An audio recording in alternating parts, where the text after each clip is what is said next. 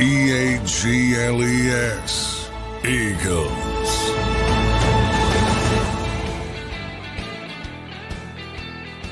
Good Monday morning, Eagles fans, Birds fans. Welcome into Monday's edition of Birds 365, May 20th, moving right along in the offseason. Johnny Mac, good Monday to you, sir. How was your weekend?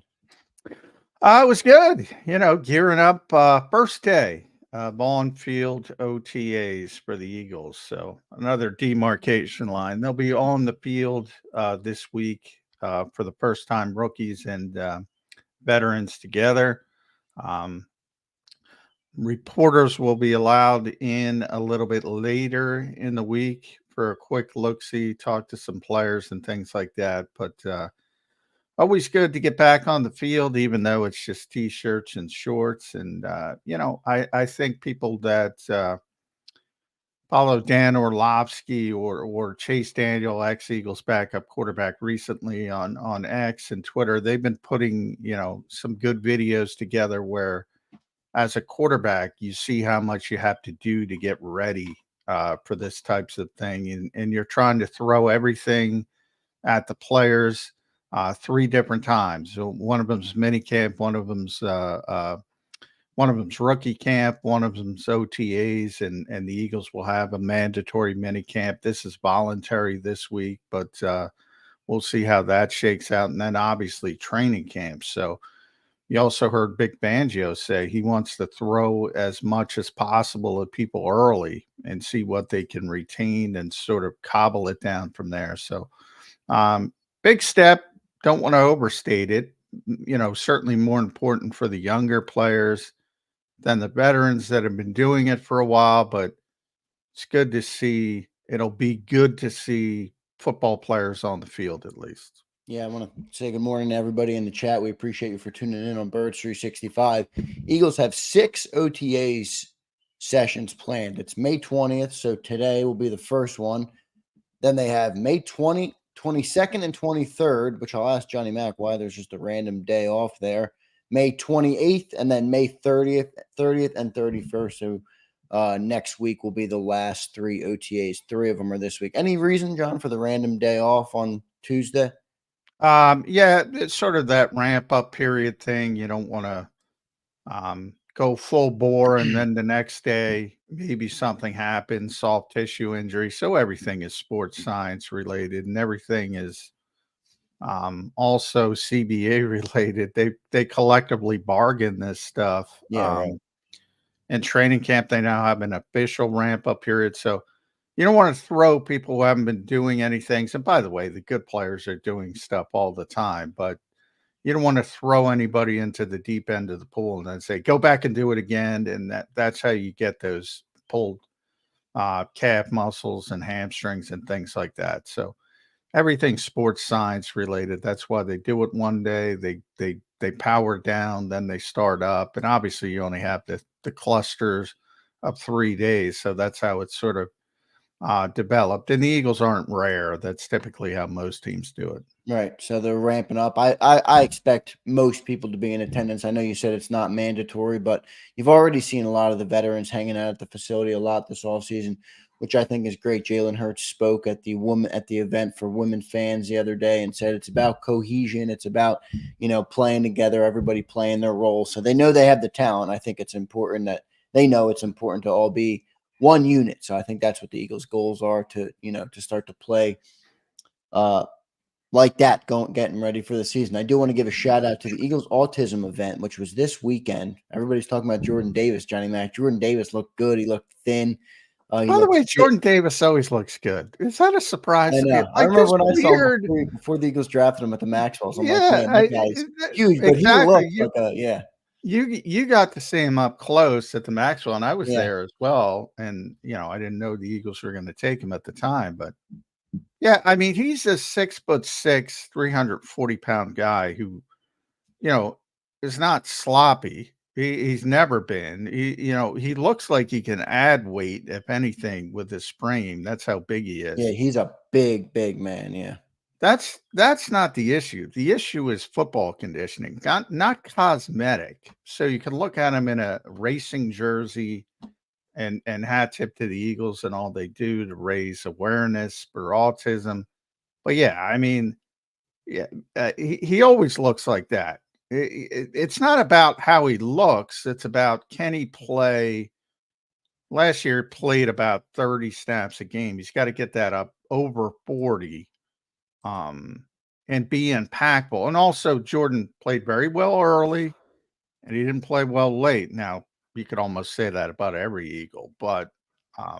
with him and Jalen Carter, it was noticeable last year. And the fact that they didn't play a lot at Georgia, I think, contributes to it because they had so much talent. They didn't have to play guys a whole heap load of snaps, and they were always blowing people out. And obviously, you want to keep the backups happy because when the star players leave, you want to reload and all that kind of stuff. So they don't want them to transfer. They want the backups to be happy. So it's this whole thing at Georgia, which is good for them, but it's not necessarily good for players who got to show up in the NFL. In the case, Yeah, I don't think it is at all. I mean, there's a couple Georgia guys that were waiting for to take that next step and to get into that game conditioning level you're talking about. yeah, and Jalen's probably got to be up at 60 snaps to be Yeah. honest. And Georgia's got to be a little bit higher than what he was, which was just over 30. And that's a process, and that to me is the more important part because he always looks good for a 6'6" and 340-pound guy. I mean, usually you think about 340 and you're like, no, he's so big and so long. He could actually gain weight and be fine. Yeah, The he did. He question did. is, I will say he did look. He did look very athletic in that photo. Maybe it was the angle, but I do agree with you. He's always looked good. It's more about the game conditioning yeah, aspect of him. Real quick, the numbers on the autism event: over $8 million raised, which is just tremendous. Tremendous work by the Eagles and all the players who show up to an event like that. Really cool stuff. 38,000 donors and 5,600 plus participants. So pretty good stuff there from the Eagles autism. John, we're talking about Jordan Davis. We mentioned Jordan. Most approved at OTAs. I know it's a shorts and shirt thing kind of thing. So not everybody's ramping up, but especially as we get into this offseason period, a couple guys I'm looking at that I'm like, okay, it's time for these guys to take that next step. It's time for them to be a contributor on this football team. Jordan Davis is one of them. I have Nakobe Dean and Devin White down, another Georgia guy, Nakobe Dean, and I have Nolan Smith down as well, another Georgia guy who really didn't do much in his rookie season. Any person you're looking at that really needs to step up or prove something coming in this offseason? well, I think those are some good names, but I don't know how much they're going to be able to prove at Yeah, they're not going to prove OTAs. much. I'm Yeah, more meaning as a whole. Yeah. I mean, Nakobe Dean's number one for me going through training camp because he's got to come through. I mean, he has to. John, I think I had Nolan Smith as my number one. Well, you still have Bryce up and you still have Josh Sweat. You Yeah, still but they have did Brandon spend a Graham. first-round pick on him, and I think that kind of gets lost because they took Jalen Carter in the first round as well. He was that late first rounder that Howie had from all those trades he made, and everybody, you spend a first-round pick on Oh, those yeah, guys, you yeah. gotta I get mean, production. you certainly want him to succeed. I'm not going to disagree there. But all I'm saying is you don't need him to succeed. It would be, a big blow to the organization. As you mentioned, there's always expectations, even with a 30 number overall pick. It's always, silly, but it's real. What is the difference between 30 and 33? The answer is very, very little, but one's a first round pick and one's a second round pick, and they'll be that forever. And, it's not fair. Both sides of it when the expectations, but the expectations are what they are. Um, and I'm not saying it would be good if he doesn't take a big step forward. And I'm not saying the Eagles definitely want him to take a big step forward, and he's definitely important. But they have other players at that position, other meaningful players at that position. And an example, if Bryce Huff turns into what the Eagles think he can be, and he's a You better 15 hope. sack guy, Yeah. that's going to lessen the damage of Nolan Smith perhaps not performing. At linebacker, I mean, they have nothing. It's Nakobe Dean or bust. And I mean that. Yeah, no, it's Nakobe and Devin or bust, basically. I mean, Yeah, and I'm not going to go Nakobe or Devin. I know everybody else wants to go yeah, that because route. Nakobe's I'm going to be the going middle line.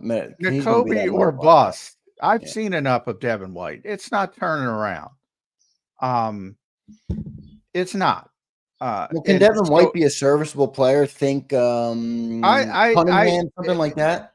if I'm no, because Zach knows how to play the position. Um, if I'm Eagles fans, I'm hoping, Vic made that weird, and I don't know if he was just stumbling a little bit or what, but he made that weird inference that Zach Bond can play inside. If he can, that'd be great. If Ben Van Sumeren can take a great next step, and obviously the main one would be Jeremiah Trotter Yeah. Jr. The problem is, I think Trotter and he's a fifth round pick, so I think you got to pump the brakes from that standpoint. There's going to be a developmental process, but he is, by all accounts, a very, very instinctive player. Um, very similar, and Nakobe is as well. Um, can one of them play weak side? I would say it would be Nakobe more than Trot. Um, they're both undersized, so do you both want them on the field? At the same time, I think, look, that's the way the league's going. I mean, they might play big nickel with three safeties, so why can't Yeah. they play two undersized linebackers? I Yeah. always bring up Metellus. Josh Metellus is one of my favorite players. He essentially plays linebacker. He plays all over, but that's the way the league is going. So I don't think that's as much as a problem. But Nakobe's got to be the core, the foundation of that group, and a lot of it is just health and durability and getting his feet right. And we'll see if they can do it. But yeah, I know I'm in a small camp because people want to believe, and I wrote about this recently about pedigree scouting. I mean, you just went through this last year with Terrell Edmonds and guys like that. Oh, he's a former first round pick. Right. Oh, he's a former first round pick. No, first of all, that's a pet peeve. Nobody's a former first round pick. You Yeah. are a first round pick. Once you're a first Just round to, pick, you're always yeah, a first round pick. yeah, it just depends on the year. You're a 2018 first round pick like Saquon Barkley, blah, blah, blah. You're always a first round pick. So he was the number 5 pick overall, and people are hanging on to that for like grim death. It is what it is. He signed a 1-year deal for $3.5 million. Isn't Yeah. that a shining light for anybody else? And They there just are don't. I mean, people. the more we talk about this, the more I realize how much they do not care about the linebacker position. Here's this. Let me just point out one of these chats. Fly Park says, Nakobe Dean has showed nothing. How is he the core? He's the core because they have nobody else on the Yeah, roster. I'm not saying it's good. Yeah. I'm not by any stretch of the imagination. I'm saying he has to be. Has to be. Not that he is. Because Zander's original question was, who's got the most to prove? And he's not going to prove anything in OTAs. He just got cleared. I don't even know how much work he's going to do, to be honest. And that might help Jeremiah Trotter Jr. to get him in there as quickly as possible. Because from what I'm told, the Eagles look at him strictly as a Mike linebacker, at least to start. And maybe getting him more work early is one of those silver lining aspects of other guys rehabbing and things like that. So, yeah, but those are all good names, and Nolan Smith is certainly a big part of it. But the reason I put Nakobe first is because they don't have much else at linebacker. Yeah.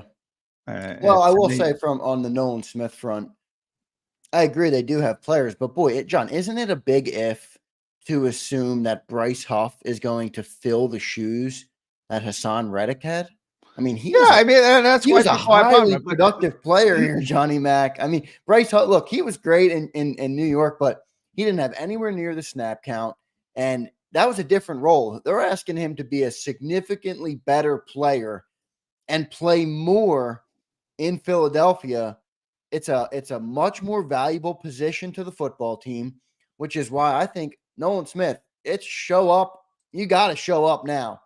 I don't think there's any more time to wait. I understand what you're saying, though. They do at least have a body there that's going to be productive versus at linebacker they have nothing. So I get what you're saying, but I still think edge rusher is an important position. The Eagles have shown that that's one of their key positions on the roster, and they spent a first-round pick on the guy. We're going to need to see something from Nolan Smith.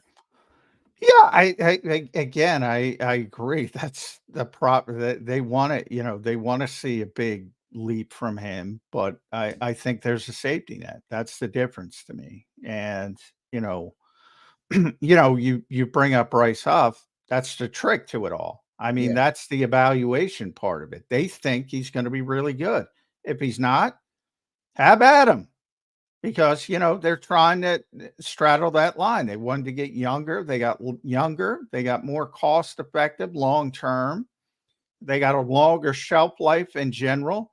If they're right about Bryce Huff. If they're wrong, have at him. And by the way, Hassan Reddick goes to the Jets.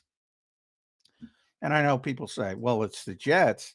The Jets have one of the best defenses in the NFL. They have a tremendous defense. So he has a better supporting cast with him now. So if Hassan Reddick goes up to the Jets and has a 14, 15 sack season and Bryce Huff lays an egg, the Eagles are going to hear about it. And it's going to be never ending. But that's the trick to this thing. And they declared their position. They think he's going to be really good. And they got younger, cheaper, longer shelf life.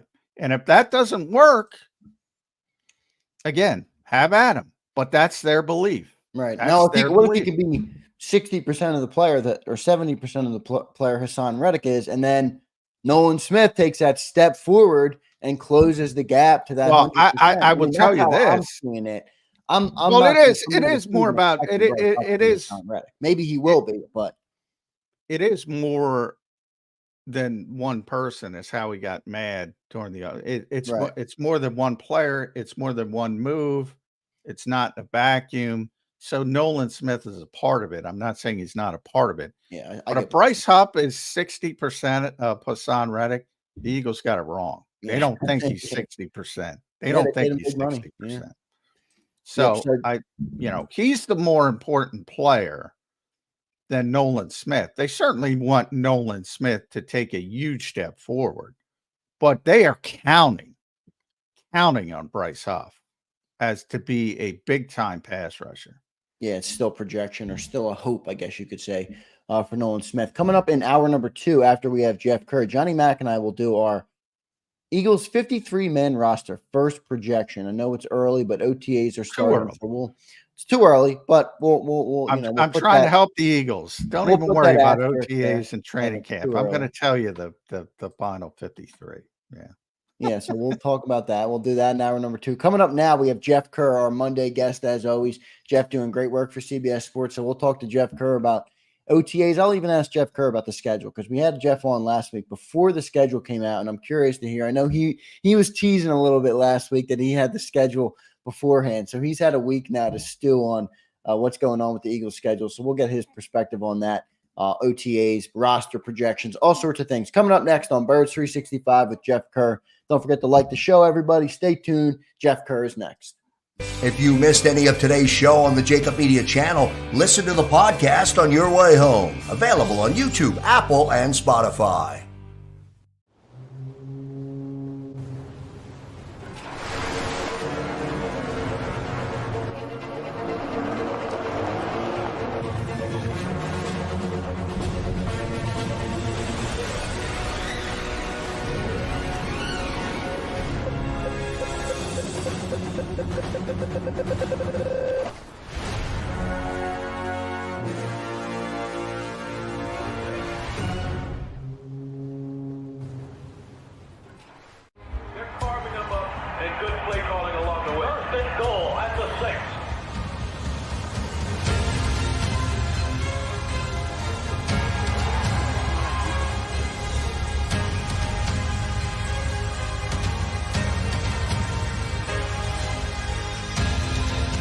Field of life, First Trust Bank is there for you. Champions on 3. 1, 2, 3. Because Philadelphia dreams deserve a Philadelphia bank. Heading down the shore. Have a ball once more. Here, imaginations run wild and time stands still. Because here, you can find the best of the Jersey Shore, all on one 5-mile island.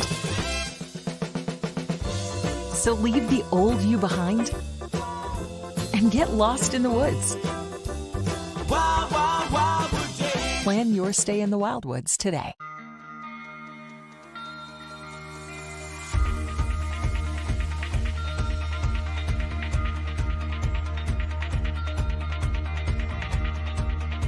Hi, I'm Jim Muehlbronner, Managing Partner at Delval Insurance Group. Give us a call. We're a local, knowledgeable agency, not an 800 number. Go Birds!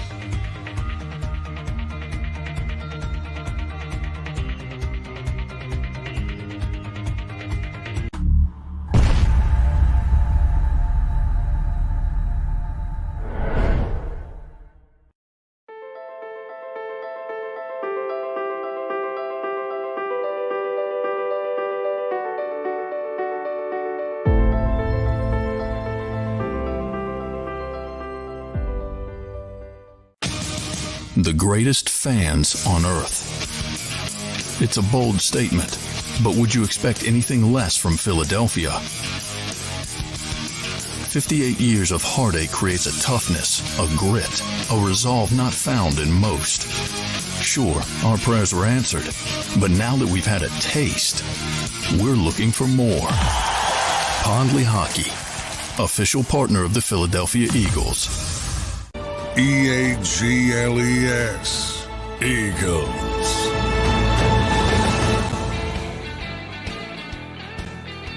Welcome back in, everybody. A Monday edition of Birds 365. OTAs are officially underway. We are joined now by Jeff Kerr from CBS Sports. Jeff, welcome to the show, man. How you doing on this Monday morning? I guess I get to cover some Eagles this week at their being across the street at Citizens Bank Park for the best team in baseball this whole year.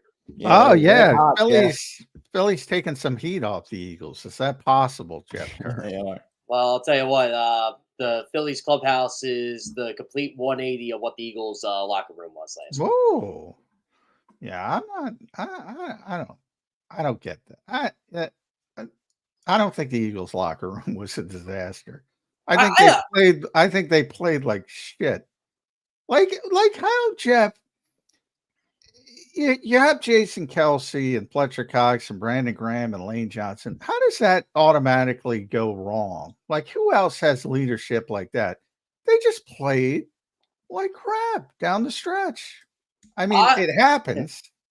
But I can't blame it on the locker room. I can't. Everybody wants an answer, and this is the best answer I possibly can give. They just got their hearts ripped out of them after that Seattle game, and it just I think it was never the San recovered. Francisco game. I think they got punched in the face by San Francisco, and they said, "Oh shit, they're better than us." And I think it's disappointing the way they handled that. I think there was self-doubt after the San Francisco game, and you're right. It just snowballed after that game, the Dallas game, but then they overreacted with the coordinator change. Oh, yeah. I mean, John, you and I have talked several times about the issues they had with Sean Desai, and just everything just went wrong after that. Yeah, part of me wonders how big of that might have been a bigger thing, obviously, than we're thinking about. I mean, John says there was no locker room problems. They just played like crap. They got destroyed by the Tampa Bay Bucks in the playoffs after they throttled them in week 3 of the season. So that something was different. And the roster wasn't that much different. They actually went into that game decently. I think with the locker room, it wasn't a divided locker room at all. I didn't think it was that. They weren't playing good. That's for dang sure. I just thought everybody was in like their little cluster, which is normal for a football team. But why would, instead, like, here's my thing. People don't like to blame players for playing poorly. No, they like to blame everybody else. Yeah, they blame it's the coaching. Oh, they're fractured. I always use Occam's razor, man. Simplest answer is the right answer. Yeah, but why'd they play so poorly, John? I mean, they're Well, not yeah, bad players. because the players played like shit. Well, no, I know. I'm not one of the guys that would blame the coaches. I would put it on the players too. But don't you think there's a reason as to why they played so poorly, so consistently down the stretch? Like they're not bad players. These are talented football players. In many cases, they're the top players at their position group in the NFL. They just played like crap for 7 straight weeks. Well, There's yeah, no but other explanation so to that other than they played bad. yeah, I mean, matchups.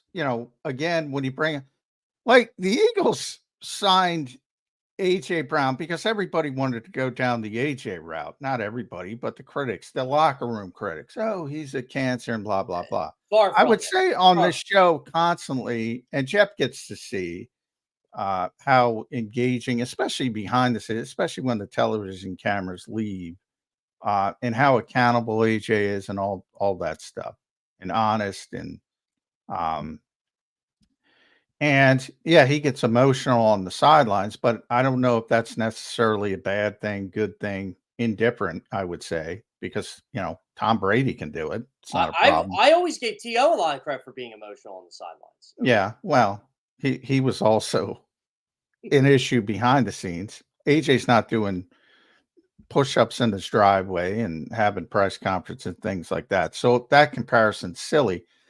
But then the Eagles go out and sign him 2 years because they have to, because they love him so much. So for all those people that said that for so many months, where are they now? Other than, and Craig Carton and blah, blah, and there's something going on in you. What do you think Craig Carton was inferring there? He was inferring AJ Brown. Well, you can do the bullshit with Kenny Gainwell and all that kind of stuff, and Britton Covey and anybody else you want to throw out, but you know damn well who was referring to, and crossing his fingers and hoping the shit sticks to the wall. And it didn't. So then you shift and go in a direction. Like I said, Jeff covers the whole league. Jeff, I can say to you right now, insert team, Baltimore Ravens, Kansas City Chiefs, Los Angeles Rams, Seattle Seahawks, from coast to coast, New York Giants. I can tell you right now today, oh, guess what, Jeff? Something's going on in that locker room. Eventually, I'll be right. Yeah. Yeah, you'd say that with any team. I guarantee you. Well, actually, I should know this. There are even some issues on bad teams' locker rooms, like even Jonathan Gannon's locker room. It wasn't everything. Wasn't they were singing "Kumbaya" every week. Right. Well, with bad teams, it's even more. But look at Rashid Rice and what's going on off the field in Kansas City. You know what? That's the way the Chiefs have been going the last 3-4 weeks. Rashid Rice might be fourth on their damage control right now. Yeah, exactly. So, yeah. And Nick has said this multiple times, how lucky he was to walk in a locker room with those 4 guys, the core 4, and 2 of them are gone. I think it's a bigger issue this year. John, when you talk about leadership, does it bug you? Like sometimes I gotta turn some things off, and it bothers me when people make the jokes about Nick. The CEO stuff, or they act like you don't do anything. I don't know why it just bothers me to the point where I'm like, all right, I gotta listen to something else. I gotta put something else on. I gotta put on Seinfeld. He gets it. It's part of the gig. I mean, I know, but it's like saying Rob Thompson's a bad manager to me. It's like, come on. Yeah, but Jeff, are the questions warranted after they weren't last year, but like now that you've seen what they've done on offense this year, they bring in Kellen Moore. All of a sudden, Nick's not saying, hey, this is my offense like he did with Brian Johnson. I get it. He's still the head coach of the football team. But are the questions warranted? And then one other thing I'll ask both of you. Do you think we see a different Nick this year? When I say different, I mean a little less animated, no barking at Chiefs fans, running out, like stuff like that. I wonder if Jeffrey Lurie had a conversation with him like, hey, maybe rein some of that in. Well, we're already kind of seeing a different Nick. We're having actual mini camp, right? We're having a mandatory mini camp. So I guess that's the first change. John, I don't know. Do you think Jeffrey had a talk with him? Oh yeah, well, about the animation stuff, I should say. I'm sure he has. When you saw Howie as well and Nick at their season-ending press conference, they looked freaking depressed because they got taken. I will to the say Nick woodshed. still looks like it took a toll on him. He still looks like grungy. I'm like, wow, Nick went through it, huh? I mean, they both went through it, and they both, certainly got a stern talking to Yeah. from the owner of the team. But, at the end of the day, certainly Howie has tremendous job security, even though he doesn't like to talk about it. And Nick was kept. So now it's about moving forward. I do not like the way the Eagles handled, I'm very honest, the coaching staff. That's not to say it won't be better. I just think there's too many, and especially offensively. I have no problem defensively. I think it was unfair to not expect growing pains from Sean Desai. But behind the scenes, Shep, if you don't think he's the guy, you don't think he's the guy. You got to go in a different direction. And I think Big is going to make him better. So defensively, I'm more talking about offensively. You kept everybody essentially except the scapegoats, Brian Johnson, Alex Tanney, because of Jalen Hurts' regression from 2022 to 2023. And now you're trying to marry these two things together with Kellen Moore and Doug Nussmeier. Can it work? Sure, it can work. Will it work? I think that's kind of awkward. I always say this. Jalen Hurts can't be any worse turning the football over than he was last year. He can't. And I know everybody likes to bring up Jalen Hurts and the top 5 quarterback. I'm like, well, he was top 5 quarterback 2 years ago. I wouldn't rank him that high after last year. It's just when I was rewatching the games, I was just seeing, and again, it might be Brian Johnson, it might not, but I just saw too much where it's like, okay, that wasn't good, Jalen, or Jalen, why aren't you taking off here? Now, of course, the knee issues notwithstanding, you're like, it was a different Jalen last year. But you notice we're not hearing anything from Jalen like we did last year. Jalen was in this commercial, or Jalen was in this, and Jalen was in that. Well, that's part of it. I'm glad by that. Yeah, I am too. Now, has it started as we get past minicamp? You know how, and Jeff, you'll get all the so-and-so's promoting this. You want to talk to so-and-so. I got during the offseason interviews. Yeah. And they'll do the Zoom interviews and things like that. So maybe they'll pick up once minicamp is over. But Jalen has largely been here working things, trying to get on the same page. So that part is a positive. But I just think it's an awkward situation. And what I've been really impressed with this all season, again, I'm going to toot my Saquon Barkley horn a bit. You haven't heard much from him either, outside of the whole BS Giants report. And again, I defended Saquon Barkley on this.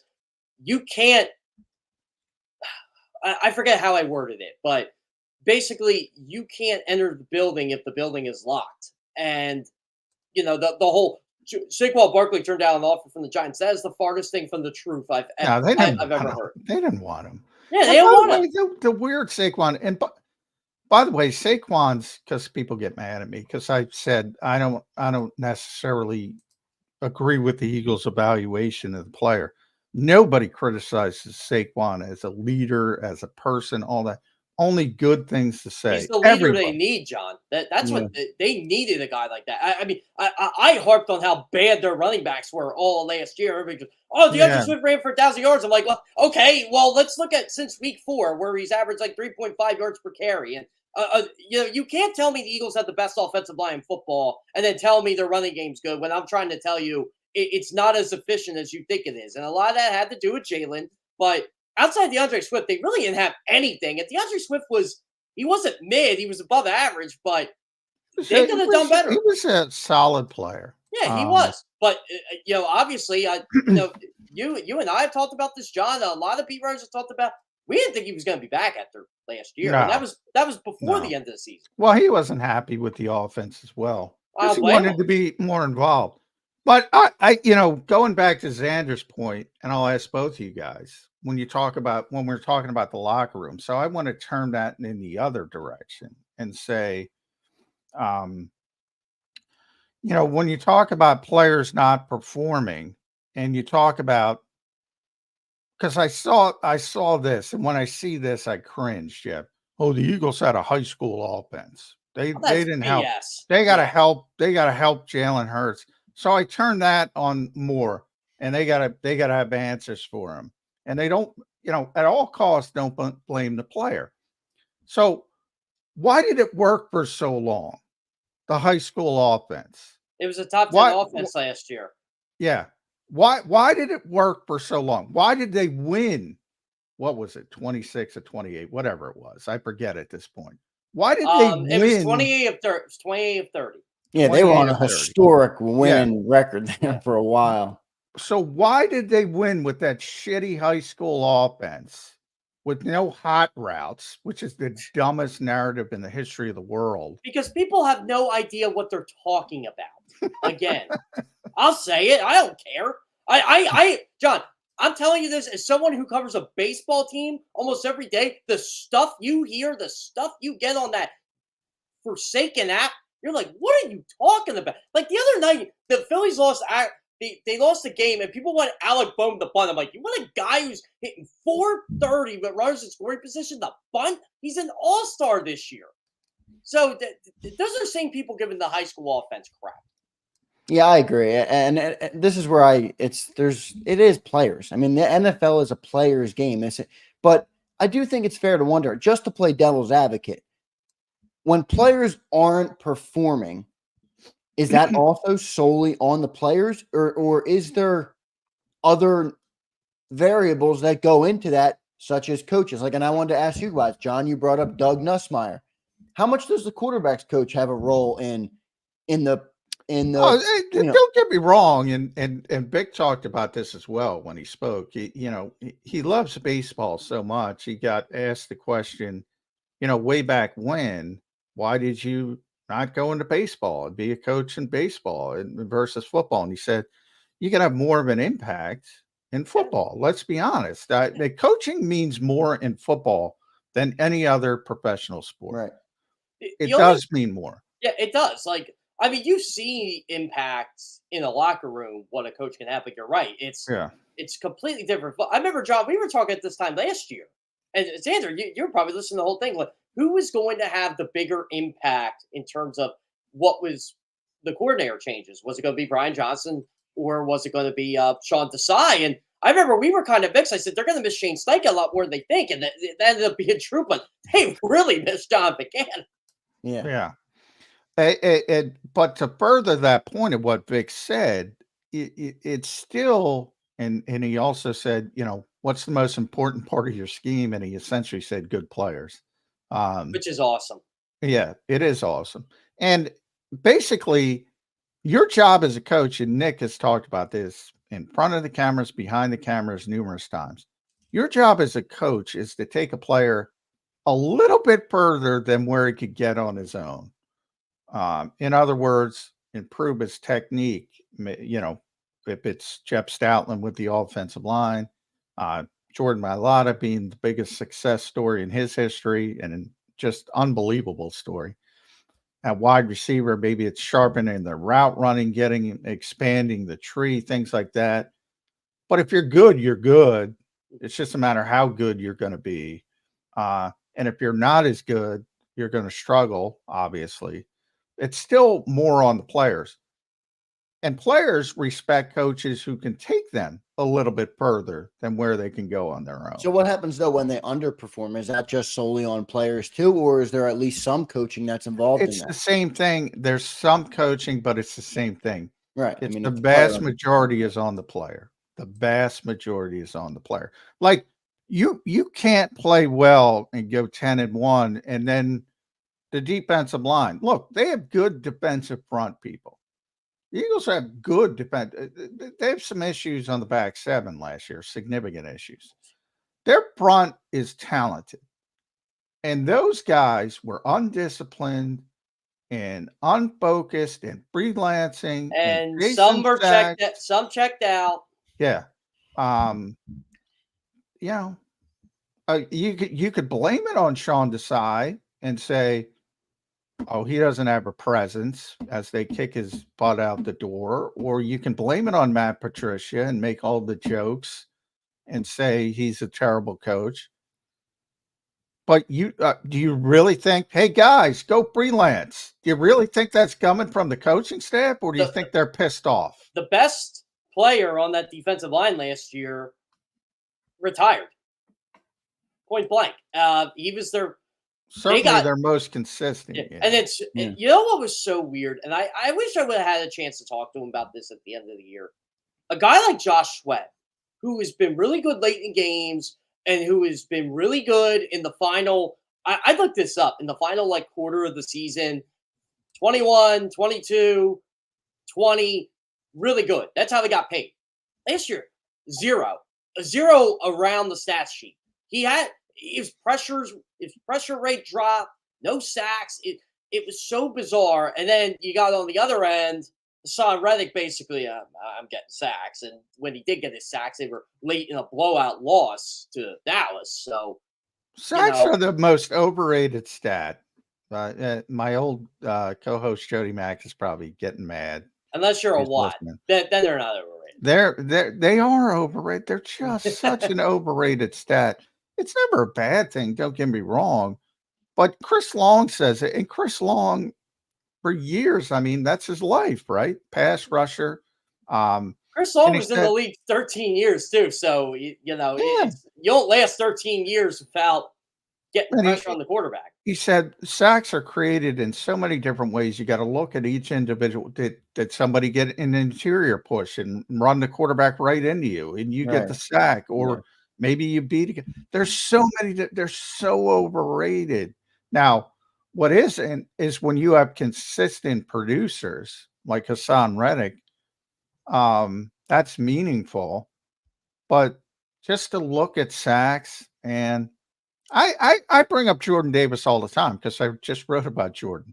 Everybody's on Jordan's ass like he's a bad player. He's a bad player. He's a bad player. You know what it is? It's not Jordan Davis. It's who they passed up on. Well, it's always about who they passed up on. But I argue because Jody and I were the biggest Kyle Hamilton people in the world. But you could draft you can draft Kyle Hamilton, but if you played him in the Eagles defense, he wouldn't be Kyle Hamilton. So no. The vacuum is what the vacuum is. The assumption that, oh, well, you can get Kyle Hamilton, but you damn well better play the defense that Baltimore does to take advantage of all the things he can do. Eagles don't do that. But John, I think the problem, real quick, I think the problem with Jordan Davis, and John, you talk about this all the time with where a player's drafted. We had Brian Baldinger on Dan Cilio's show last week. Even if Jordan Davis becomes the best version of what you describe him to be, he's not a stat stuffer. No, he's not a pressure on the quarter and the passing game kind of guy. So people are always going to say, well, even if he's great at what he's supposed to be great at, you drafted him way too high because at that point you want to get a guy. It's depressing. It's depressing. Zander, you just pointed out exactly what I was going to say. It's like, this is that a guy. Flawed, though? I don't know if that's flawed. Like, I mean, Haloti Ngata made a career out of being drafted that high, and he was never a stat guy. Yeah, it's not. I always bring up. That's what the Eagles want. Now, has he reached that level? No, he hasn't. So you could say it's disappointing to me because I saw Baldy. Baldy should know better. My God, come on. If he's impactful, if he's Haloti Ngata impactful, the Eagles will be very happy. And Jalen Carter will be too. Yeah, and Jalen Carter will be too. If he doesn't reach that level, no. But it has nothing to do with the stat sheet. Nothing to do with the stat sheet. More with the conditioning. Zander and I were talking about the conditioning. Football conditioning, not Eagles autism challenge condition. And we'll see where he is as they start playing. And really, with Jordan Davis, it's about the second half of the season. What's that? He does look leaner. He's always been lean for his weight. Who cares? Can he play 40 snaps in week 17 and be impactful? If not, Milton Williams can. I just want him to produce. I want him to produce at a high level at his position. That's it. I don't care if he's thin, fat, ripped, not ripped. I don't care. Just be productive on the field. That's all. Patrick Mahomes has a dad bod, and it works pretty well for him. Of course, most quarterbacks do. People don't realize that. Yeah. Jeff, I want to move back into Saquon Barkley. I know you're a big Saquon guy. You're a Penn State guy. Johnny Mac and I had a pretty good debate talk last week on what his role is going to be in this offense and really what it should be. What do you see Saquon's role? Do you think he has a role in the passing game? Is he a traditional running back? How do you see him and what his role should be in the Eagles offense? I think he should have a role in the passing game. That's what Kellen Moore and Doug Nussmeier wanted to bring last year to the Chargers, and everything just kind of went to Didn't shit. bring it, by the way. Austin Eckler hurt his ankle in week 1, and that was the end of that. So, Yeah. If Saquon gets hurt, we're not having this conversation, but you got to give this guy the football in space, and the best way to do that is to actually get him the football in space. Now, I don't know if Jalen is that type of quarterback. We never really had to test Jalen Hurts in that regard because Miles Sanders, as we all know, wasn't the greatest pass catcher in the world, and James Franklin did the best he could to hide it for years. And but he could do it with Saquon.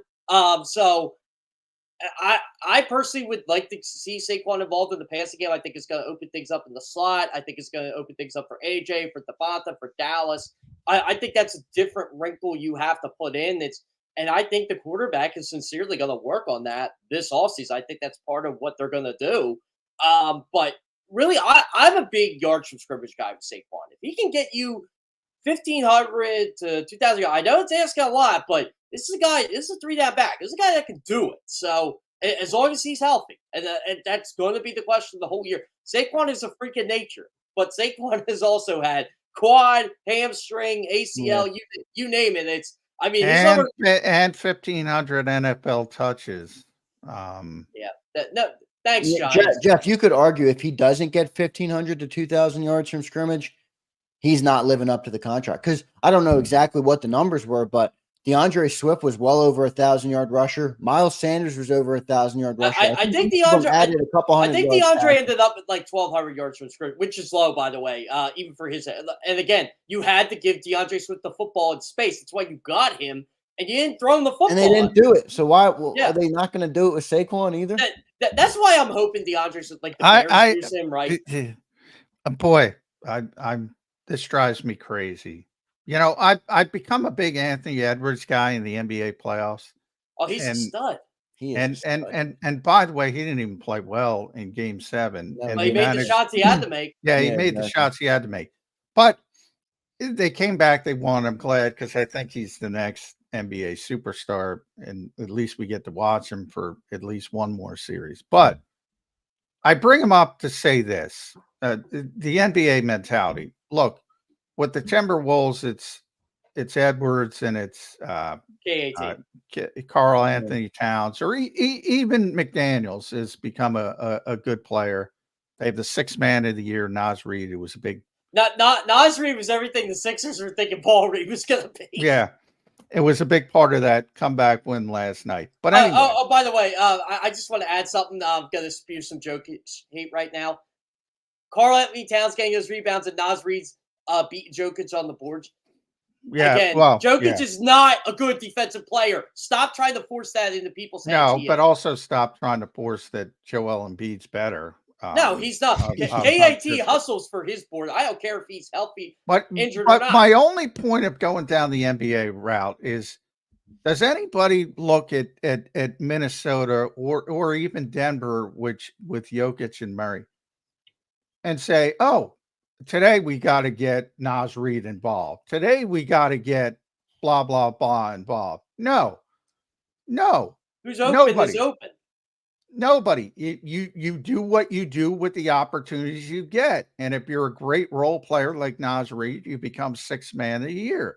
If you're a great role player like Rudy Gobert, you get some garbage points and offensive rebounds and things like that and play defense. This is AJ's offense. This is Devontae's offense. Why are we worried about getting the 3rd option, maybe the 4th option? Oh, you got to get them involved. No, you don't. Yeah, but John, didn't it not work last year? Like AJ had great numbers last year. Devontae had great numbers. What did it get you? It didn't get you what you wanted. That's my problem. Because I agree with what you're saying. Yeah, I agree with John. Just don't turn the ball. You're going to go through the superstar.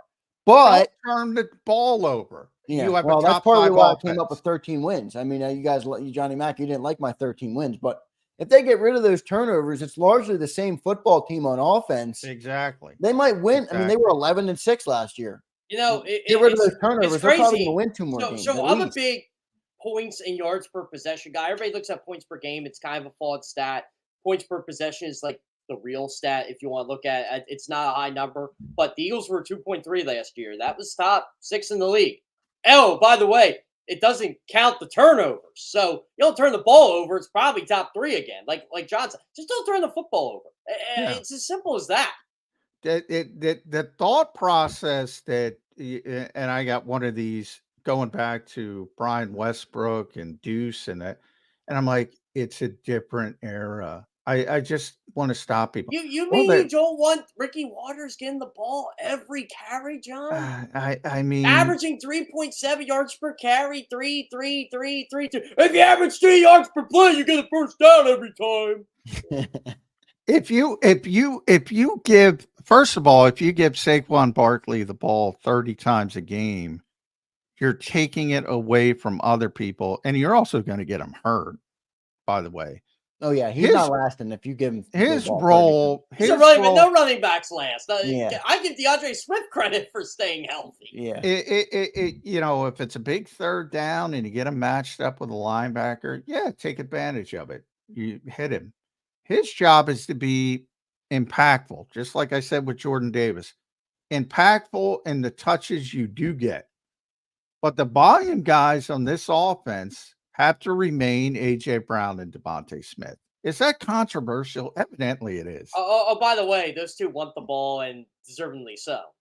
Oh, by the way, you're also paying them to get the ball. And they're better players. Yeah, I don't think that part of it's controversial. I think where people disagreed or where I disagreed with you last week is why would you not at least add him as an element to the game? I didn't say, well, that's why I mean, everybody has role players. Everybody, you know, I'm not saying he's not meaningful. I'm saying he's third on the pecking list, I think, in most people's minds in the building. Personally, I think he should be fourth on the pecking I actually list. think he's fourth. I think he's behind Goddard, don't you? Yeah, he should be. My worry with Goddard is when AJ was out last year, Goddard did a whole lot of nothing. Well, everybody did a whole lot of nothing. Yeah, it wasn't just Goddard. It's true. It's tough to look at it because, I mean, you could say that about By the way, okay, who did a whole lot of something? Nobody.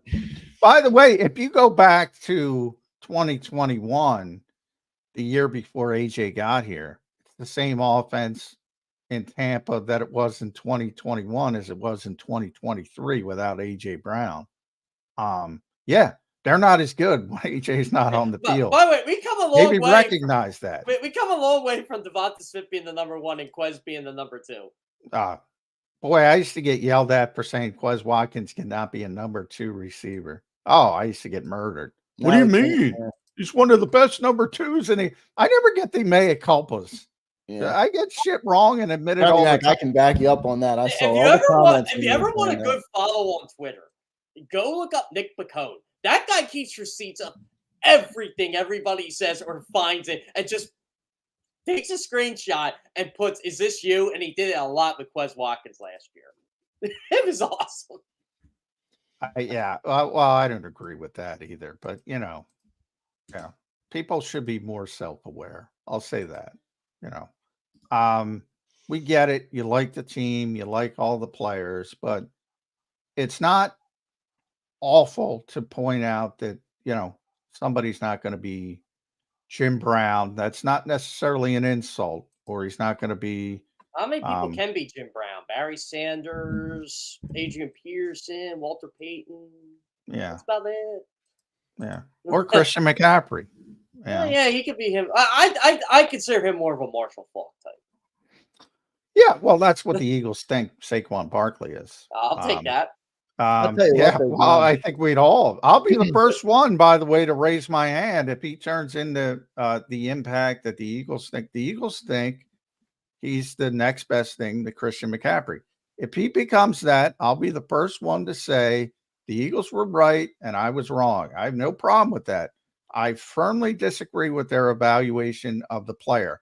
Not the 2018 Saquon Barkley, the 2024 Saquon Barkley that Jeff just explained with the ACL and the quad and the other injuries and the 1,500 touches. That's the guy I'm talking about. I'm not talking about the 2018 Saquon. You know what, John? It's as simple as this. The Eagles just feel we are giving Saquon Barkley an opportunity to play with actually talented football players, and we're going to see what he can do.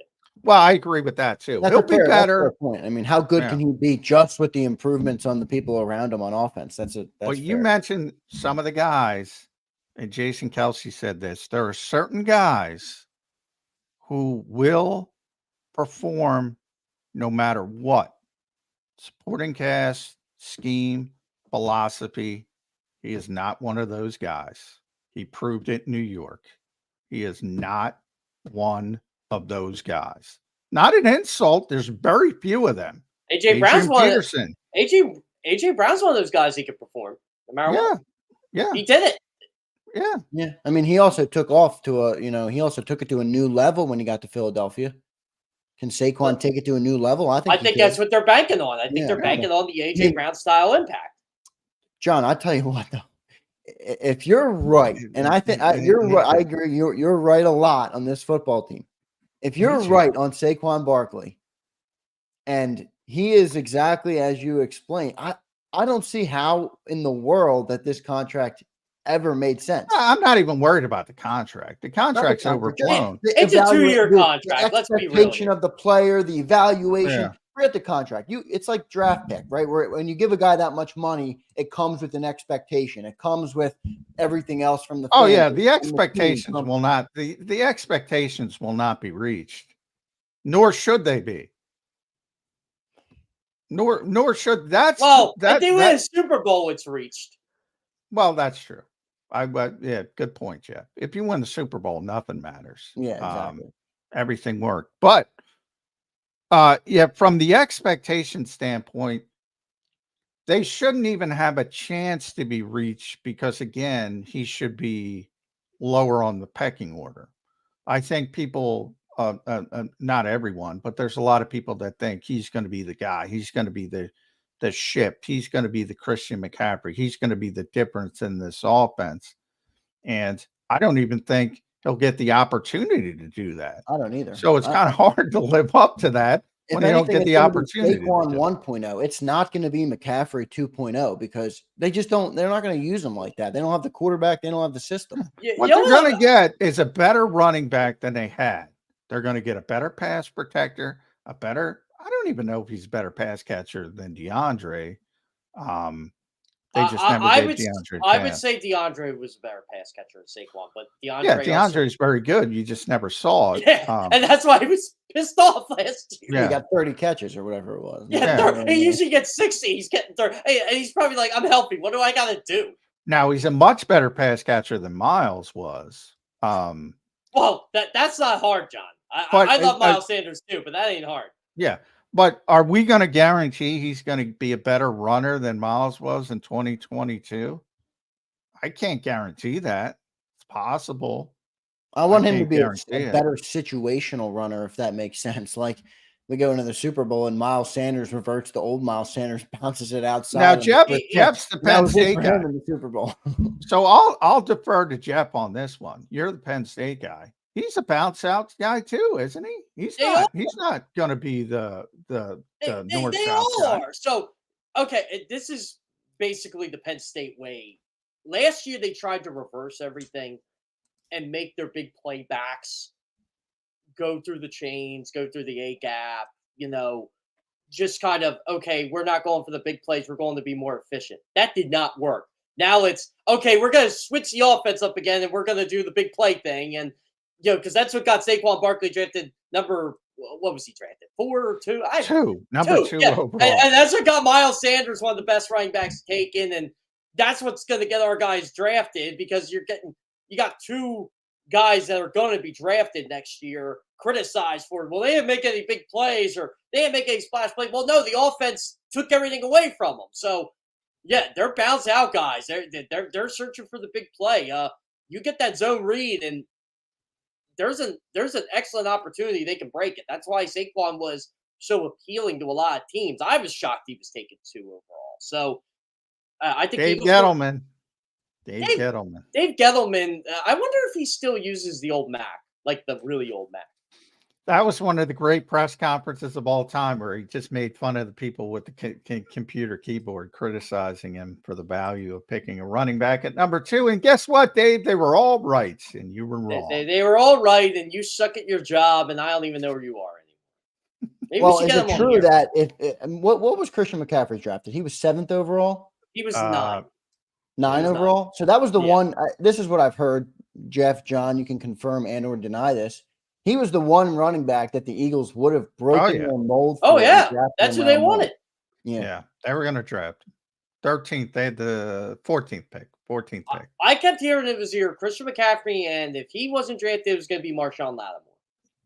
Yeah, they badly wanted Christian McCaffrey, and he ended up going 8 was the official number. Was it 8? Okay. Yeah, so it never got close. And I would bring that up for years, and Albert Breer finally so then it became real. But those of us who were around the team ultimately, eventually afterwards, not before, were informed that they would have taken him. And it's one of those things where I hate the narrative, and it happens every year, and I get why people do it. They'll never take a running back. They'll never take a linebacker. They'll never take a cornerback. They hadn't taken a cornerback since Lito Shepherd. Well, they damn well tried over the past couple of years. And they took one this year because the board fell to him. The guy they wanted. I mean, they wanted J.C. Horn. They wanted Patrick Surtain. They wanted Derek Stingley Jr. Who was the other one who went in Stingley? Oh, Sauce Gardner. They were never going to get close to Sauce Gardner. But they loved all those players. And Stingley and Sauce went way higher than. I think the only linebacker I ever think they ever wanted, at least that high, was Luke Kuechly. Well, there's one, linebacker. Clearly, they have some issues with, as we just talked about. You think, John? Yeah. So, by the way, you're hearing how great Peyton Wilson looks in shells and shorts right now. It's like, well, I love that. They should have picked Peyton Wilson. Yeah, Johnny Mac's going to be taking a victory lap if that guy is. I took it back. I took one of those backhanded compliments. So a couple of my buddies on the Steelers were tweeting about how great Peyton Wilson looked this week. I'm like, boy, there's a lot of teams that sure going to use Peyton Wilson this offseason. Jeff, let me move into real quick. OTAs starting today. They have 6 planned, Eagles. What are you watching? For me, you got right guard, outside corner, linebacker's a big one, wide receiver 3. I'm even curious to see if Jalen Hurts is lining up under center a little bit. What are you looking for in OTAs? John, what can we look at in those 10 minutes there? I guess the depth chart, if they even do that. We can look at how slim and impressive Jordan Davis looks. You know what I'm going to do? I'm going to do my famous video where, and I'll never forget, Tanner McKee and I laugh about this, but we did the video. I think it was McKee threw a ball to Omalade Zaccheaus like during the individual portions last year, and it was a little high, and they're like, "Oh, this third-string quarterback's going to be cut." Everybody overreacted. Oh, it's great. It was great. It's like, okay. Yeah. Well, when we, the good thing about this year you mentioned is they're going to have a mandatory mini camp. That's where we're going to see some stuff. Yeah. We'll be able to see. That's the first time in the Nick Sirianni era. Those practices are open in their entirety. It's going to be like a training camp practice. These OTAs over the next 2 weeks will be in there Wednesday, most likely, not 100%, but most likely. We'll get to see 15 minutes. That's it. And then we're off when they start doing actual. They can't do team drills, but 7-on-7, even football centric, we don't see that. So all we see is stretching and how impressive Jordan Davis looks in his bicycle jersey. And, we get to see some individual routes like what Jeff was talking about. Tanner McKee overthrowing. In this case, it's going to be tough to overthrow some of those backups. They're all 6'3", 6'6". Johnny Wilson, how impressive. By the way, I'm going to predict it right now. Mr. Novacare, Johnny Wilson. Can he play special teams? Doesn't matter. He's 6'6", and everybody's going to be enamored. I go back every time they bring in a big receiver. Remember Femi Moa? Oh, Everybody loved him. I do, baby. Everybody he was on the loved Cardinals for a bit. Yeah. Oh, Tyree Jackson, they were impressed with. Tyree, yeah, more obviously a tight end. But yeah, people are going to be awed by Johnny Wilson in training camp. My favorite thing this offseason, there was one of those, I forget, it was one of the guru guys who have a lot of following on NFL Twitter. It's one of the respected analysts. I don't want to mention the name, but did a clip of JJ McCarthy throwing a slant and said, "Look how crisp that is." And I showed that to a couple of I showed it to a couple of college coaches. They're like, "What are we doing here? That's a pass anybody can make." And like, that was the reaction I wanted. And I'm just like, unbelievable. This is how desperate we are for retweets and likes and everything else now. What a pass. No one's covering him. It's just open. Well, my favorite ever pro day was Johnny Manziel's when he was throwing. He was lofting it over a broom. What amazing touch he had at the time, Johnny. It was the guy who threw the ball like, oh, it was Zach Wilson. He threw the ball like, oh, he threw the ball 70 yards in the air. I'm like, that doesn't tell me if this guy's good or not. Yeah. Well, Zach Wilson, I will say, the Eagles loved him. Oh, and he does when I got to see him up in Jersey when the Eagles had joint practices. His arm is impressive. But yeah, he can't play. I mean, by the way, you know I get criticized for this a lot by 49ers fans, and I've defended the 49ers a lot of incidents here. When they always say how well they draft and how they found Purdy and this and that and all the guys they got, I said, yeah, but can you imagine how much better they would have been if they didn't do what they did with Trey Lance? Yeah, well, look, that's everybody. That's the Eagles with Jordan Mailata. I mean, of course, you spike the football. Same thing with the 49ers for Brock Purdy. The actual plan was for Trey Lance to be the starting quarterback. Yeah, that didn't work out too well. They gave up a lot to get that guy. Yes. I'm telling you, they gave up on Trey Lance that week 1 game. It was 22. Yeah, it was 22 against Chicago in the pouring down rain. And Trey Lance was just missing balls left and right, and he couldn't run to his left. I'm like, they know. They did the whole. And you know what? Of all the if Kyle Shanahan says he can't play, he probably can't play. So I applaud them for saying, hey, you know what? We made a mistake, but you made a mistake. You wanted him to be the starting quarterback. And the same thing. I mean, I have a little bit, you mentioned McCarthy. I have a little bit of hope Sam Darnold can be a starting quarterback in the NFL because he had a year under Kyle Shanahan. We'll see. Yeah, I mean, they're paying him to at least start the year.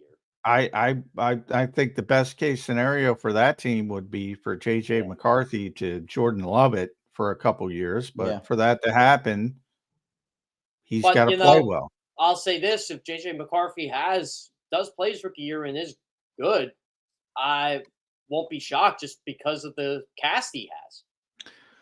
Yeah, he's got the best situation for the rookie quarterbacks, but I don't think he's a first round pick. I'm an advocate. I just tell people of waiting. I mean, even Patrick Mahomes, right? Like the modern world is just like, get these quarterbacks in the game. Even Andy, I mean, he put Patrick Mahomes in the game. It was just a year. Well, no, Patrick's had a year. Yeah. Patrick's had a year. But you know what? That Tamba Ali story, that was true. They wanted a lot of those players wanted Pat to play earlier. Yeah, and John, you always talk about how great the Green Bay quarterback play is. Well, that's been their method. Favre sat a little bit. Aaron Rodgers sat a little bit. And then, boom, Jordan Love sits 3 years. You know what? I always wonder how long Brett Favre would have sat if Don Mikowski, I always forget his name. The Magic Man. Yeah, the Magic Man didn't get hurt because that's the only way Favre got in. Yeah. Same with Drew Bledsoe. You just saw, Drew Bledsoe was the #1 overall pick in the draft. Yep. Signed a big contract. Yeah, he was good. People forget how good Drew Bledsoe actually was. Good player, gets hurt. Really serious injury. And the rest is history. Yeah. I mean, The rest of I Tom still- Brady's history because Drew Bledsoe. I'll tell you what. I give Tom Brady a lot of credit on this. It's amazing how close him and Drew Bledsoe kind of still are. oh, they are. He was at the yeah. roast. I don't Yeah. know if you guys saw the roast. Yeah, he did was a at the good roast, job. and- He Yep. did a good job. And you know what? Like, Drew was Tom's biggest supporter, that whole thing. Like, Drew knew this guy was going to be something if he got the opportunity. That's Drew didn't want him to get the opportunity, but he was going to root for him. Yeah. And Well, Brady, football teams hate when you bring up luck, but that's another, whether it's Mailata over Andre Dillard here to a lesser degree because but it's luck left is tackle. part of it. But luck is part luck of is it. part of the equation for sure. Purdy over Trey Lance, Tom Brady, the biggest one over Drew Bledsoe. None of those were plans. Everybody can spike the football afterwards, but none of them were John, plans. it was crazy. And this was, 23 years ago. I remember when Bledsoe balled out in the AFC Championship game, and I'm thinking to myself, you got to play Drew Bledsoe in the Super Bowl, right? Like, I know Tom you got to play this guy, right? Yeah. Yeah. The next year, people were, saying you got to go back to Bledsoe. People were talking about this in 2016 with the Cowboys. This was legit. Everybody thought it was media. I'm like, no, this was legit. They were thinking about playing Tony Romo in the playoffs over Dak Prescott just because Tony was back and he was healthy. And they said, well, this is Tony's team, but they decided to go with Dak, and who knows what would have happened if Tony plays. Yeah. Jerry's next big QB plan, Trey Lance, as he won't pay Dak Prescott. He's keeping Trey stashed away, and maybe Dak's getting paid. He may not get paid by the Cowboys, but he's going to get paid. That's true. Yeah, he's definitely getting paid. Dak is a winner.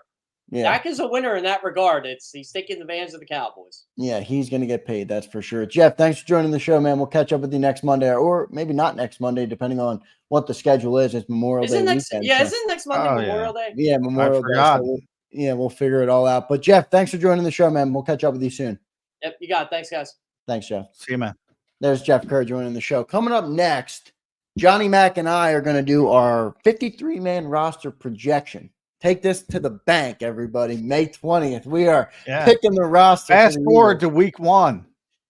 So we'll do that next on Birds 365. No hour 2 guest today, but we'll be back with tomorrow. I think we'll have Bill Colarulo in tomorrow in his Tuesday spot. So we'll talk to him tomorrow. If you're in the chat room, we appreciate you all. Daz, Bobby, Fly, James, all the Jameses. There's several of you. Stephen, Joseph, we appreciate all you guys. Make sure you drop a like on the show, as it's the best thing you can do to help Birds 365 grow. We'll come back. Johnny Mac and I will do our initial 53-man roster projections for the season heading into day 1 of OTAs today. So stay tuned, everybody. We'll be right back with our 53-man projections. If you missed any of today's show on the JAKIB Media channel, listen to the podcast on your way home. Available on YouTube, Apple, and Spotify.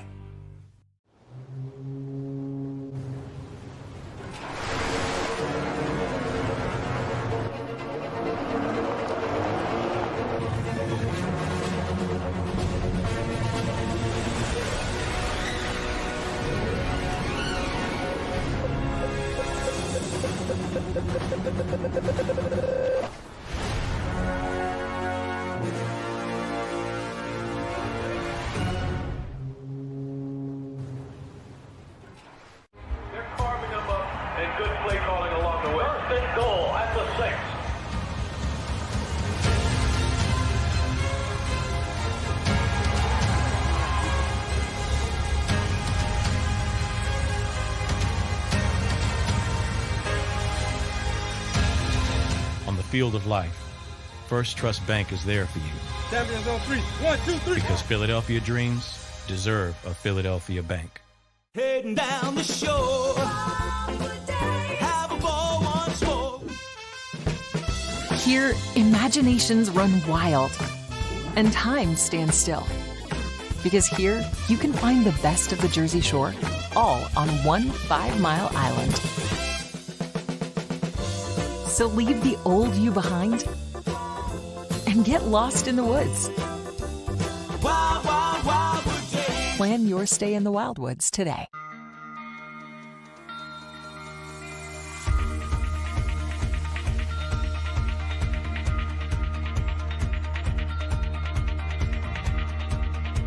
Hi, I'm Jim Muehlbronner, Managing Partner at Del Valle Insurance Group. Give us a call. We're a local, knowledgeable agency, not an 800 number. Go Birds!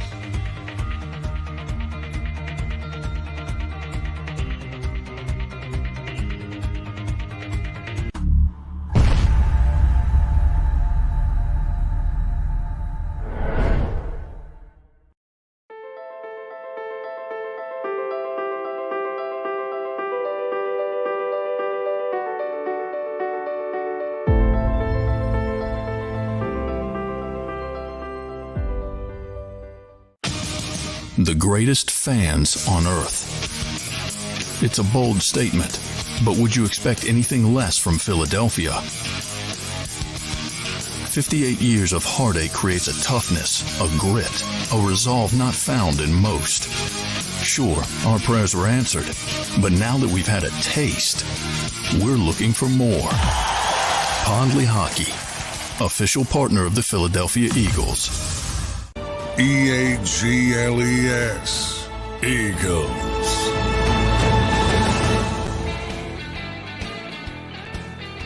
Welcome back in, everybody, to Monday's edition of Birds 365. Johnny Mac and I are going to do our initial 53-man roster projections. They haven't held a practice yet, but we're still going to predict or project what could be the 53-man roster. I do think it's a good exercise, Johnny Mac, though, to see the depth on the roster. There's depth at certain positions. There's less depth than others, linebacker, obviously, as we've talked about. But we'll run through it. Johnny Mac, what we're going to do is I'm going to list the position, and I'll give out some options. Obviously, in some instances, there'll be more options than in others. But you tell me who you think makes the roster. We'll obviously start with quarterback. It gets interesting after QB1, who's obviously Jalen Hurts. But Jalen Hurts, Kenny Pickett, Tanner McKee, and they also signed Will Grier this offseason. Maybe he's a sneak in at QB3, or maybe Kenny Pickett gets jumped for QB2. Johnny Mac, who do you have on the quarterbacks making the roster this year? Yeah, I think that one's pretty clear cut. I think the only thing more clear cut is the specialist, because that's going to be Jake Elliott, Braden Mann, Rick Lobato. Bang, nothing, no competition. So that's 100% barring injury. Quarterback, it's going to be Jalen. Kenny's going to be the backup. Tanner McKee is the developmental quarterback. Will Greer's here because he's got a long history with Kellen, both right? Doug Nussmeier and Kellen Moore. Yeah, so with Kellen both spots. Yeah. So he knows the offense. It's that extra guy on the field with the actual players that can maybe impart that on that peer-to-peer level. And he might, if you want to keep him around for a practice squad in that sort of role. But no, it's going to be Hurts. It's going to be Pickett. It's going to be Tanner McKee. He's not here to push anybody. Yeah, so let's move it. We'll do all offense first, and then we'll roll over to the defense on the other side. As Johnny Mac mentioned, we already really hit the specialists. There's no debate, no question there. Let's move to running back, Johnny Mac. This one's an interesting one. I mean, they do have a couple on the roster that are deep. They have Trey Sermon. Oh, no, he was last year. Trey and Rashad both didn't play, but they kept just 3 last year. Who do you think they keep in the running back room outside of obviously Saquon? Well, no, they kept 4. They kept 4 for the past 2 seasons, but they didn't use them. And that was Trey Sermon in 2022, and last year was Rashad Penny. Right. They never used it. So they kept 4. In theory, maybe I think they want to keep 4. I think they need, I've been talking about it for a while. They need a big north-south runner. They don't have that. It's big. Barkley, Gainwell, Will Shipley, the rookie, those guys are locked in. But I do think they're all the same. There's a redundancy there. They're more. Yeah, they're the same. They're the same guys, different skill levels. Well, much different skill levels, but they're the same type of running back. They're not. Yeah, which is what I don't like. I mean, give me a new flavor. And they have guys like Ty Davis Price, who's one of the futures contracts that Howie brought up in the offseason a lot, former 3rd-round pick from San Francisco recently, very similar to Trey Sermon. Kendall Milton's the undrafted guy they signed this year, big back from Georgia, moved the chains guy. I wonder if he could be maybe a 4th running back they keep around. I mean, he kind of does fit that mold of the north to south guy, right? Yeah, and so does Price. So those are the two guys. I think Ty Davis Price would be the one to keep an eye on. It's a former LSU guy, as I said, third round pick in 2022, I think, 220 between the tackles guy. They need that presence. I think they need that presence. And for those thinking they're only going to keep 3 running backs, go back to what Jeff Kerr has said. You got to worry about Saquon Barkley's Right. durability. So you 100%. need that extra body. It might be Davis Price, it might be Milton, might even be Lou Nichols, but it's going to be somebody. It might be somebody from outside the organization. Right now, I'd lean towards Ty Davis Price. Interesting, because a lot of people have been talking about Kendall Milton, the undrafted guy from Georgia, but Johnny Mack has Ty Davis Price up there. Let's move to wide receiver. This one actually is an interesting position to look at and look at the depth. Obviously, we have A.J. Brown and Devontae Smith slotted in as wide receiver 1 and 2. But Johnny Mack, where do you go from there? They signed Devontae Parker this offseason. They signed Paris Campbell. I don't know if you're going to get much of those guys. And they have a couple drafted guys. Who do you have on receiver, and how many are they going to keep on the roster? Probably 6. And the guys are going to make it are AJ, Devontae, Anaya Smith, Britton Covey, because of his punt return ability. And probably Johnny Wilson would be the 5. This team tends to defer to draft picks, and they want to keep their draft picks. If Johnny shows up and doesn't impress, and I think he will, I just explained, then maybe it goes in a different direction. You get waivers, get him on the practice squad. So if that's the way it shakes out, that means you can only keep 1 of 2, Devontae Parker and Paris Campbell, the veteran guys. And that's going to be interesting, because I think the best case scenario for the Eagles is for young players to beat both of those guys out. Right. I think that's the best case scenario. But Paris Campbell's going to be the one that gets an opportunity first. Like, I think he's going to start as the slot receiver. Right. And he'll have to lose the job. So I think he's a little bit ahead. Devontae Parker's going to be more of an outside backup. And I think if Johnny Wilson is even close to what they think he's going to be, why are you keeping a 30-plus-year-old guy who is a contested catch player? Yeah. So I'm going to lean more towards Paris Campbell as being number 6.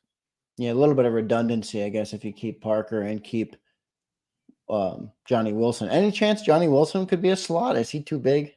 Too big, right? Yeah. 6'6". I mean, some teams were looking at him as a tight end. Yeah. And you could do it that way, have a flex receiver. But the Eagles made it very clear, because they got those questions, both Nick and Howie on the record. He's a receiver. They look at him as a receiver. He's not a tight end. And as a receiver, he's strictly an outside the numbers guy. Yeah, the only reason I say slot is because this year I'd really like them to see them give Jalen Hurts some easier outlets. Now, I'm not saying Johnny Wilson's going to get open that easily, but he's a huge body.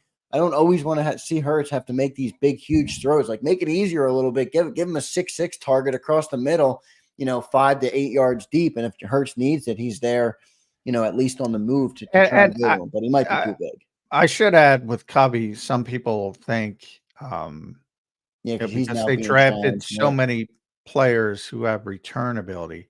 Right. Cooper DeJean are the Will Shipley's mainly a kickoff returner. Cooper DeJean can return punts, but he's going to have a significant defensive role, or that's the plan. They are going to mess with him. They're not going to. No, I don't think so. Unless maybe they did, do you remember when I guess it was 2 years ago, when if the situation was super deep or it wasn't so deep. Yeah, and that was Devontae. They would use Devontae Smith. Yeah. Right? And that could be a situation. But now that was year 1 of Covey, he was the best punt returner in the NFL at bottom line last year. So he's a different version. Anaya Smith is the one guy who could, if you're trying to gain a roster spot, but why would you want to keep 30-year-old receivers who haven't done much over the best punt returner in the NFL? Doesn't feel like the Eagles would see it like that either. I mean, they're trying to get younger, I'm sure, especially when you have guys that haven't done anything at 30 years old. Let's move into tight end. Dallas Goedert, to me, is the only lock there. Who do you have after that, and how many will they keep? Well, they got to keep 3. CJ Uzama is going to be the backup, unless he has nothing left. And to me, he's still got plenty in the tank from a blocking standpoint. So right away, you're probably actually a little bit better than you were with Jack Stoll, to be honest. Where did Jack Stoll sign? He left in free Giants. agency. Yeah. Oh, New York. Okay. Big guy, 270. I mean, he was a big time player in Cincinnati, and kind of got hurt last year with the Jets. And we'll see how much he had left. He's 31, so he's older, but he's a better backup than Jack Stoll. So for those, I think they actually get better at the position. Yeah, if Uzama can stay healthy, I do think he's a significant upgrade. Yeah, same here. It's not going to be long term, but at least you have it. And then third is going to be a legit competition between Albert Okwuegbunam and Grant Calcaterra. Those guys this is their last chance to prove, and it should be a battle. And even, they signed an undrafted kid, McMullen Castles. I don't think he's more of a practice squad potential down the road, but he's also a receiving tight end first. So they have 3 similar players, Alberto Calcaterra, and the rookie undrafted kid. I would say that of that group, by far the most talented and gifted is Alberto. Can he put it together? I don't know, but this is his last chance. That would be the best case scenario. So I'm going to lean. How do they view towards Calcaterra? Alberto. I know a lot of people were really excited about the prospect. I mean, he just hasn't. The problem with him is he's just a receiving tight end. He's not going to help you much in the blocking game. Yeah. Albert's a receiving tight end as well, but he's much bigger, and at least he can get in people's ways, so we can. And by the way, Albert's more proven. He's had some success in Denver. Grant hasn't done anything. It's put up or shut up for Grant Calcaterra. He's got to. If he outplays Alberto, they'll keep him. But those guys, that's a legitimate competition. And right now, I would say Albert has more gifts, and you should hope that he wins it. No guarantee he can win it. I want him to win it for the name. I like Okwuegbunam better than I like Calcaterra. Yeah, So they're both pretty good, though. Yeah, they are both pretty good. But Alberto, something about Albert Okwuegbunam is cool to me. Offensive line, Johnny Mac, this is where we've been, everybody's been talking about it all off season. Most of it's locked into place, but there is some questions after Jason Kelce retired. I think there's some questions here. I'll let you obviously get into who you think's a lock, but Trevor Keegan, Dylan McMahon, Matt Hennessy, Mekhi Becton. There's a lot of guys. Fred Johnson's even out there. Like, who's going to make the team here, and who will they keep, and for what reasons? Some guys fill different roles better than, if they would rather keep a swing tackle versus a third or fourth right guard, I think, this is going to, I'm counting up when I did there's 8 guys that I think are comfortable.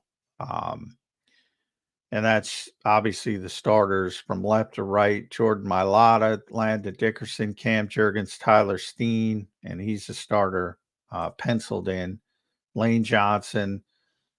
Then the other 3 guys, Trevor Keegan, Matt Hennessy, Mekhi Becton, I would say are definites. In the case of Hennessy, obviously injury concerns if he's healthy, and then you talk about game day, he would be the interior backup, Hennessy, and Mekhi Becton would be the swing tackle. Trevor Keegan, is going to make the team as a rookie. Dylan McMahon, I just said the Eagles defer to draft picks. In his case, though, if he doesn't perform well in the summer, I could see them pushing him through to the practice squad if they need the spot. Fred Johnson is the player Mekhi Becton would be replacing. If they want to keep 10, he could, be part of it as well. And then they'll try to work the practice squad issue. They're always going to have 2 or 3 guys on the practice squad. Jeff Stoutland always has to have, always wants to have a center on the practice squad, a legitimate center. That could be McMahon's role if he doesn't. You still have Brett Toth here. He's going to be probably back. Raven Clark is a guy who's injured right now. And we'll see how that projects moving forward. Jordan Mailata loves him as somebody who's helped him with his development. So there's a lot of names, and generally, and one of them, Layakin Vaikalahi, is their international pathway program. That's right, so they don't need a spot for him. He's going to be around. But Jeff's gonna like one of those guys. But I'm gonna keep 9 because I gotta go heavy at corner, and my 9 is gonna be the starters. And again, Tyler Steen is gonna get pushed, plus Trevor Keegan, Mekhi Becton, Matt Hennessy, and it's going to be Fred Johnson or Dylan McMahon. And I'm going to go, because of Hennessy's versatility, I'm going to go Fred Johnson and put McMahon on the practice squad. John, real quick, if Cam Jurgens, I don't know if my internet's holding right now. The answer to this question can't be Jason Kelce. If Cam Jurgens goes down, who's going to be the center? Oh, Matt Hennessy. No question about it. No doubt about it. Matt Hennessy. I'm going to break my own rule. I'm going to say Jason Kelce is going to come back. He's going to come in like a blaze of glory. Jason, for all those who, there's plenty of video out from the autism stuff. Jason's already lost a significant amount of weight. Yeah, which is the biggest indicator. Barrett Brooks used to always say that. He used to say, if you want to know whether a guy's really retired, especially a lineman, just watch their weight, because they can't lose that much weight if they retire and they want to come back. Yeah. So and he signed with ESPN. Not that guys have done that in the past, but even Joe Buck was teasing it though. Like, we're going to Philly in week 2. Let's see if we're going to start with Jason Kelce. We're going to go there with Jason Kelce. We'll see if we leave. All right. So that's it for the offensive side of the football. Pretty good projections about what I anticipated. Let's move to the defensive side. We'll start with the edge rushers. Who do you have at edge? I think there's obviously a couple locks here: Huff, Sweat, BG, Nolan Smith. I guess outside of that, there might not be much more depth there, but who do you have? Yeah, I do think it's pretty clear cut. Bryce Huff, Josh Sweat, Brandon Graham, Nolan Smith, and Jalix Hunt as you're going to have to carry obviously Jalix as a developmental player. 3rd round pick. They're not going to. They're going to keep him. And a lot was made. The Eagles keep talking about Julian Okwara, and I'm sure they'll try to get him through onto the practice squad. But it's going to be really difficult to keep 6. So I don't see a path right now. Now, somebody gets hurt, somebody gets injured, you manipulate it that way. But for right now, everybody stays healthy. Yeah, that's pretty clear cut. With Huff, Sweat, Graham, BG for his final season, Nolan Smith, and Jalix Hunt. Yeah, I think that's an easy one there. Let's go interior D-line. This is where I have questions. I got to be honest. You lose Fletcher Cox. Now you're relying on a lot of young guys to step up how many snaps they play and their productivity in those snaps. So who do you have at interior D-line? I think the 3 locks are Jalen Carter, Jordan Davis, and Milton Williams. Who do you have after that? Yeah, I think it's going to be Marlon Tuipulotu and Moro Ajomo. I think, I look at it overall to keep 10 guys on the defensive front, so to speak. Right. Edge rushers, interior. PJ Mustipher is a guy, because I always talk about Jordan Davis's impact on the defense. And if he goes down, you can't play the 50 fronts as much, the 5-man fronts, unless you have a legitimate backup at nose tackle. Yeah, and Mustipher serves that role, right? Well, he might. I mean, he has the best chance to, I guess. I mean, he's 320-pound guy. Right now it would be Marlon, who can be serviceable. I think he's better at it than, say, when they forced Javon Hargrave to do it in 2021. he's a better run defender than that, but he's undersized, and you're not going to feel comfortable playing that front. So low depth issue there behind Jordan Davis. I'm sure they'll try to get Mustipher on the practice squad. I don't think they want to give up on Moro Jomo yet, and nor should they. But, if Mustipher really impresses in training camp, I could see him getting that 5th spot because of his natural ability to be a backup to Jordan Davis. And then it would be Marlon T against Moro for that final spot. But right now, I'll stick with both Marlon and Moro Jomo. Is that enough in there, Johnny? I mean, I got to say, I have high hopes. I know hope is not a strategy, but I do like the prospect of. I think Milton Williams is going to take a huge step. I think he is. I think he really has the ability to be a good defensive tackle in this league. But I mean, you did lose Fletcher Cox. Now you're really banking on those Georgia guys to step up. And after that, they don't have much. They don't have much depth. Well, I think, I think Marlon's a pretty good backup. I mean, when you're down to the 4th interior guy, and Moro Jomo's unproven. But yeah, I mean, that's Jomo where was he the 2023? He was a 2023 6th-round pick, I believe, right out of Texas. I think it was 7th, but yeah. 7th round pick. And they like him, and he's not guaranteed, but as I said, if PJ Mustipher can show and really performs well, I could see him changing the numbers there. But for now, I think Marlon and Moro are the 2 best players, and they're both undersized. Moro's under 300 pounds, so he's more of an under tackle or eye guy. And Marlon can play nose tackle and shade, but it's probably undersized to do it a lot. Any chance Gabe Hall? Everybody's talking about Gabe Hall. I know he's an undrafted guy, but he's big. Well, he's definitely going to be on the practice squad, but he's also more of a tweener. He's not going to help you when it comes to the run stuffing game. So right now, that's my biggest concern. They don't have a backup for Jordan Davis. But when you talk about after Carter and I mean, the whole foundation, I talk about it all the time.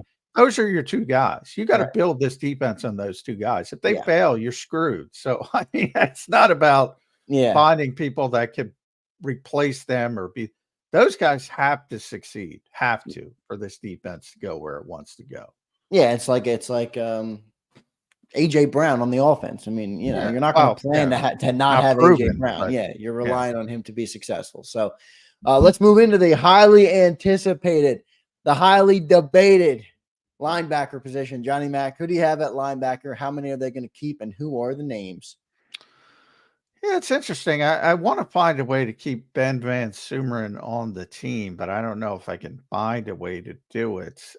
And you probably get him on the practice squad anyway. So they'll probably do it that way. But from all talk, and, I would have kept 6 edge rushers if Vic Fangio didn't talk about Zach Bond as an off-ball linebacker, but he did. So now I got to move him there. So you have some versatility, with him. He can play both. So maybe he serves as the 6th edge rusher and the 4th or 5th linebacker, off-ball stacked linebacker. N'Kobe, obviously, Devin White, Trotz.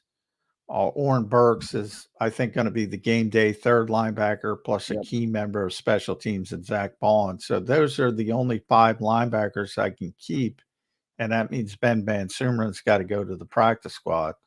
Not great, but, it's interesting. I have more confidence in Oren Burks as a 3rd linebacker than anything else. I think that's a good role for him. Yeah, you saw it in San Francisco. He might suck, but at least you got a good 3rd linebacker. You saw it in San Francisco. He's a really good special teams player. He's a guy who can play if you need him to play. That's perfect for a 3rd linebacker. But yeah, I mean, that's the only guy I have real confidence in for his projected role. John, before we move on, I want to ask this question. It's a big if, but let's just assume for a second, for the sake of the conversation, N'Kobe Dean stays 100% healthy for the entire football season, do Yeah. you believe if he's healthy, he's a talented enough player to fill the role that we're looking for on linebacker? Is he going to be good enough to make the linebacker room competent? I don't know. I have some questions about that, but that's the hope. Yes, but the hope is not a strategy. Yeah, I'm not asking I for I hope. I will say this. You know, there's really only going to be one TJ Edwards who's always going to be on the field, barring injury. Um, and that better be Nakobe Dean, because I don't know who else it could be. And I know everybody's going to default to Devin. We can have this discussion. I'm sure we'll have it ad nauseum. I mean, I don't know what those people are looking at. I mean, Devin that's White, ridiculous. 365. Yeah. I mean, $3.5 million. You know, if he were half the player people think he is, he'd be making 10 million minimum. Half the player they think he is. I don't get it.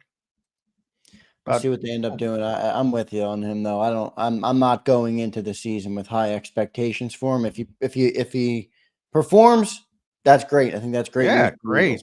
Then you hit a lottery ticket and everything works out. And you can spike the football, but that ain't the time this guy plan. was talking about getting $100 million contract from the Bucks, and obviously did not pan out that way.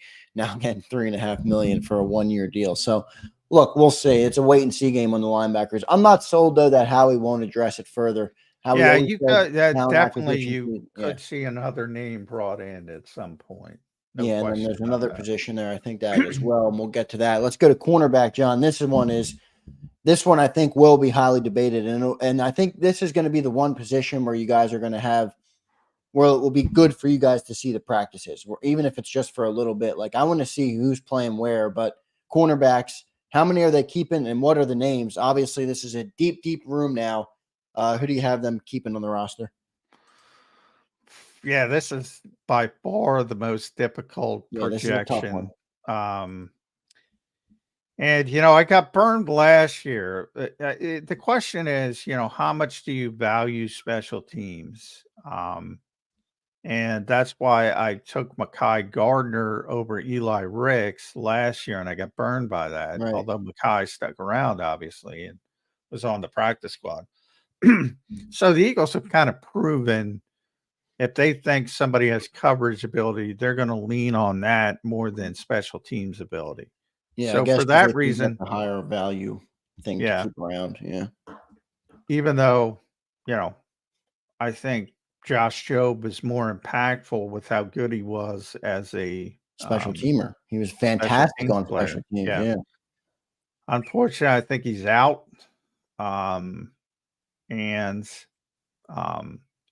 So you have Darius Slay. And by the way, James Bradbury, I should mention. I don't believe he's going to be here. Yeah. So, and it's interesting, by the way, OTAs, as we said, starts today. Remember, they're voluntary. If I'm James Bradbury's agent, he's not there. I would be stunned if he shows up for voluntary work. Has to show up for mandatory minicamp or the fines start accumulating. But we'll see how that shakes out as well.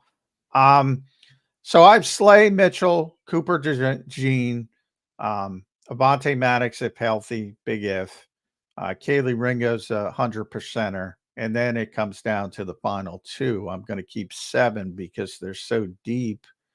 And then we talk about Isaiah Rodgers and he factors into the kickoff returns as well. People think he's good. This is truly going to be a training camp battle. Yeah. Josh Jobe's in the mix and Eli Ricks is in the mix. I have Rodgers and Ricks as the final two right now. That's what I would go. And I'd keep Josh because he's so good on special teams personally. I would value that more. But the Eagles proved what they value, and they think Eli's got significant coverage skills. I don't know where we are with Isaiah Rodgers. We have to see how that shakes out. But He's got experience at least playing in Indianapolis. So right now I'm sticking with Rodgers and Eli Ricks, but I want to find a way to keep Josh Jobe. Yeah, because he was really good on special teams. But you're right. I mean, the one thing I wonder on this is, and maybe they would never do this, and you can tell me if that's the case. But if Isaiah Rodgers can show that he still has it, it's a big if, obviously, because he hasn't played at football in a while. Would they move on from Avonte Maddox just for the sake of he's injured a lot? He's an older player. Like, yeah, move on from him, by no put means Isaiah Rodgers Avonte. there, and then you can keep both Jobe and Ricks. Yeah, by no means is Avonte 100%. If he gets hurt again, I would say even if it's like a hamstring, soft tissue thing, right? And he's not able to go throughout the summer, I think he might get cut. And yeah, that would be easier to do if Rodgers proves he can play in the slot, which he hasn't done, but his body type is probably better suited inside. So a lot of He ifs. played outside when he was in Indianapolis, correct? Yeah. He played outside because Indy had Kenny Moore, who's a tremendous slot corner. In the slot, yep. So a lot of questions. They can go a lot of ways at cornerback because they have a lot of bodies, and we haven't even brought up guys like Tyler Hall, who they signed as a free agent. He's a natural slot corner. So all of a sudden, if he jumps up, we don't even talk about poor Zach McPherson anymore. I don't see any way Zach's going to make the team. Tyler Hall's interesting, though, because if he shows up and he proves to be a good nickel corner, they could move on from Avonte Maddox as well. But right now I'm going to default to Avonte because I know he can play if he's healthy. I don't know if any of these other guys can play. So, yeah. I mean, if it were my ideal scenario, I think would be honestly moving on from Avonte. I don't want to because he has been good when he's been available, but he's not available a lot. And if Isaiah can fill that role, then I think you can keep Jobe and Ricks. I just don't see them cutting Ricks for Jobe. Ricks played pretty. I mean, he had some significant snaps. The other way you can do it, you can keep 8 corners because Avonte's got some safety versatility, right? And only keep 3 safeties. Yeah, that would be because the only 100% safeties are CJ. You gonna play big nickel with 3 safeties though, John? Well, that's the thing, but you have 8 corners. So, CJ and Reed and Sidney Brown are the concrete safeties. And then you're down to Tristan McCullum or Mekhi Gardner, who I think is going to move to safety full time. We'll see how that shakes out. Let me bring up this super chat real quick. It's a good question. Before we move to safety, how much does the ability to make it through the wire impact CB7 group, given don't want to repeat of our linebacker wreck that Howie learned from Maddox could make it through the wire? I do think they'll put thought into that. Howie does kind of play the roster sometimes. He does. You see him do that with the special teams guy where he drops. Yeah, and that's, maybe that's the way they're thinking because there's no obvious force safety right now. And again, a lot of people are going to bring up Justin Simmons. I just wrote about that. I mean, we talked about it on Friday. Yeah, he's a starter or he's not. You don't want him as a backup. And then I like it. I mean, if you have CJ Gardner-Johnson and Justin Simmons starting, and you have Reed Blankenship and Sidney Brown coming off the bench or in a smaller role, I think that's an improvement. Well, it might be, but again, it's like, how much money does he want? If he wants to play 1 year, if he wants Devin White's contract, yeah, come on in. Yeah, right. There's also a couple other guys available. Is he the only one? I mean, Justin Simmons, Eddie Jackson, Eddie Jackson. Well, they all have a history, but they're on Kerr. They're all available. Again, and they're all available, which should be a red flag. Number one, I think Justin Simmons is holding out for still over $10 million. I'm not paying him $10 million plus. So I mean, Yeah, the if only he thing I would wants, say though, real quick though, John, to that is like if they have the cap space available and Jeffrey Lurie is willing to spend the money, why not just do it? Like I don't think Reed Blankenship or Sidney Brown are better than Justin Simmons or really maybe even Eddie Jack. I know they're still out there, so it's like there's a red well, flag there. I But get the if I big, can improve the team and we think we're a Super Bowl contending team, go and improve the team. If it doesn't work, it doesn't work. That's part of the analysis. yeah, but it's also about, in Howie's mind, it's also about long term as well. He's got a different job. Yeah, You I know, get it. I get it.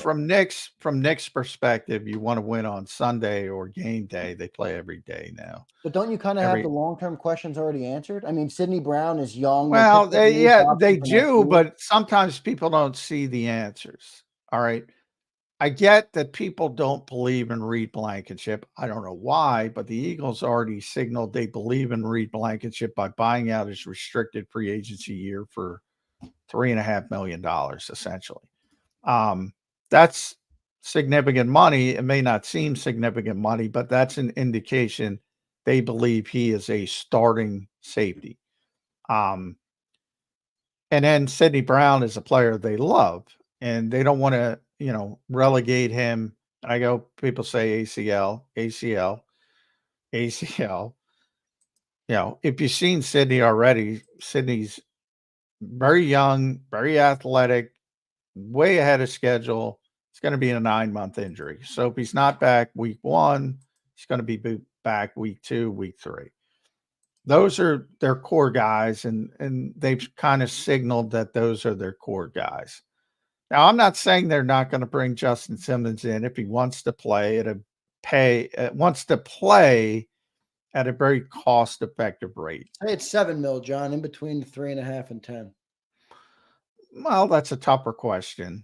I'd say 5, yes. 7, probably not. 10, definitely not. I think they want Reed Blankenship to be the starter. I think they already signaled it. We know CJ's a starter, and then Sidney Brown. So you're talking about him as your fourth safety, which doesn't fit when you're building a roster. To me, he's either a starter or you go ahead in the way you're going ahead. And maybe that's where they're getting the extra spot when they have so many corners, and we're talking about, well, how do you keep Job? How do you keep Ricks? How do you keep Rogers? Maybe you keep them all because Avonte Maddox is the fourth safety. He's the nickel corner and the fourth safety. And maybe you go about it that way. So that's how you can be a little bit unique and beat it a little bit and keep 8 corners and only 3 safeties, on paper. But you have versatile guys, and CJ is versatile. He can play safety and nickel as well. So, it's more about bodies. It's more about 11 bodies than delineating safety versus corner. Maybe. Yeah, I'm not going to rule out too that I maybe it's not one of the older guys. Maybe Howie has a vision to make a trade or a move for somebody that's younger, better, a proven player that's not 30 on the free agent market. Maybe. I mean, here's Steven Joseph, a good contributor, great watcher of Bird 365. What about a trade for Buda Baker? I love that, We're Johnny still Mac. I'm not talking saying about they'll Buda. do it, but I'd like to see him make a move like that. That would be great. But no, I talked to Buda a lot last year. The Cardinals work things out, so Buda's not. Buda's going to be staying in Arizona. I did, he's a player. I don't think he would have been a fit for the Eagles, but I disagree with that because he's more of talking about Kyle Hamilton before. If you have a player like Buda Baker, you want to utilize him all over the field. Exactly. And he does a lot of different things. He can play the slot. He can blitz from the slot. He can cover. He can play deep safety. He's done it all throughout his career. And the Eagles in this scheme just don't use safeties that way. Can it change? I know anything can change. History says it's not going to change. You're going to see a bunch of too high looks. And they're going to spin off zone coverage from there. If it's 3rd and long, you'll see some single high, of course, but that'll probably morph into cover 3 more than anything else, or Vic calls it cover 9, his version. You know, if you're going to play Kyle Hamilton in coverage all the time, do you have Kyle Hamilton? If you're going to play Buda Baker in coverage do you really have Buda Yeah, Baker? right. You're diminishing the value of the player by not playing him where he's best. John, I have a question for you on the cornerbacks while we're talking about the defensive backs. Are you any concern for you at all on Darius Slay going into this season? He's the one guy nobody's questioning, and I'm not saying anybody should question him. He's the veteran. He's a Pro Bowl player. He's a tremendous player, but he's really getting up there in age. You saw him get injured a little bit last season. He took a little bit of a step back in some games. There were some fans chirping at him. Any concern that he maybe takes a step back this year just from age, just from time in the league? He's 33. Yeah, playing cornerback in the NFL. Seems like nobody's talking about that, though, that might happen. Well, he's got a chronic knee because he's the best. He's the best corner the Eagles have had in a very long time. Yeah, and I don't want to take that away from him, but I will say, if he takes a step back, John, that's not going to be good. Like, we're counting on him, even when we just go through the roster. You're counting on him to be a bona fide. Yeah, and there's QB1. where I do think Vic's defense helps Slay. Helps Slay, yeah. As he ages. Earlier in his career with Detroit, he was the best cover press corner in football. There was the one year, I think, I forget the number. He had almost 30 passes defended. He was unbelievable. He was just in everybody's hip pocket. He's not that player anymore, but no, we can't expect him to be. The guy's 33 years old. He's been in the league for over, well over 10 years. Yeah, he's so smart. He's so savvy. He can play off, and that's what the majority of this defense is going to be. I'm not concerned. Other than the injury, the knee been an injury, and he admitted last year it's been an issue with him for years. And he got it cleaned up sort of in season. And the question is, how long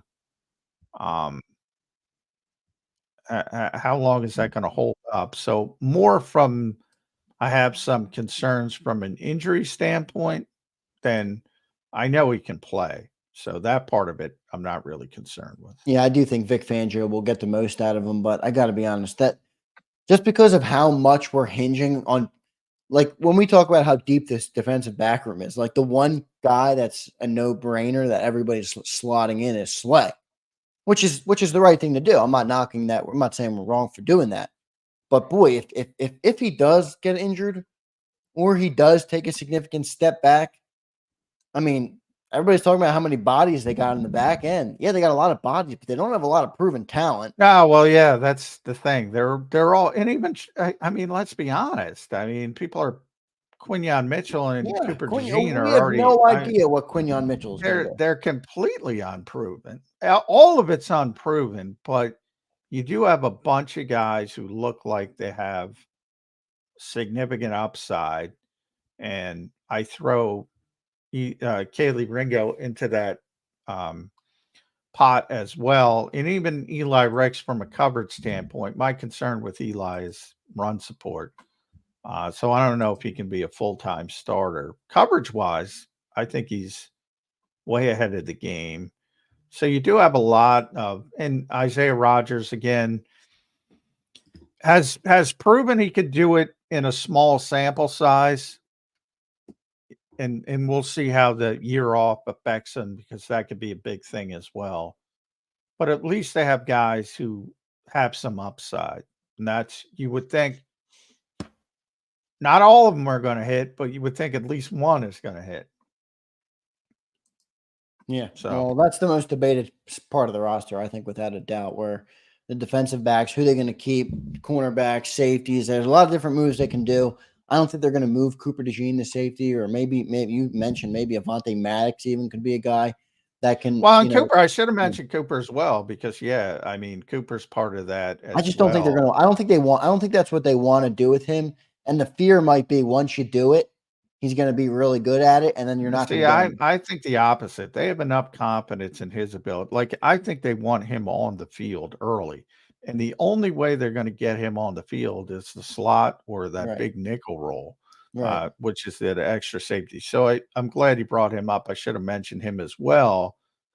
He's another part of that equation where maybe he can go heavy at corner, light at safety, because he can play safety as well, at least in theory.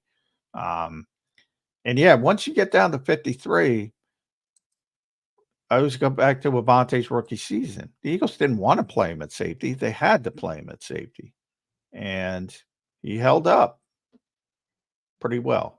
Yeah, so we'll see how it plays out. Just to put a conclusion on the 53-man, the specialist, as Johnny Mac mentioned at the front, will be Jake Elliott, Braden Mann, and Rick Lovato. No questions there, no debates, nothing to talk about with those three. So that's it for our 53-man roster projection, and that is it for Monday's edition of Birds 365. I want to thank all of our viewers: Daz, M. Reyes, SMD Eagles, Twiz the Jigga, Time, Gadsden, James Jones. There's multiple Jameses in here. James Carver. We appreciate all you guys. Anybody I missed in the chat, Niners all damn day. We appreciate all of you guys for being in the chat. Make sure you hit the like button on your way out. We'll be back with you tomorrow for Tuesday's edition of Birds 365. Johnny Mac, good show today, sir. I'll see you tomorrow. All right, man? All right. Thanks, guys. Thanks, everybody. We'll see you tomorrow on Birds 365.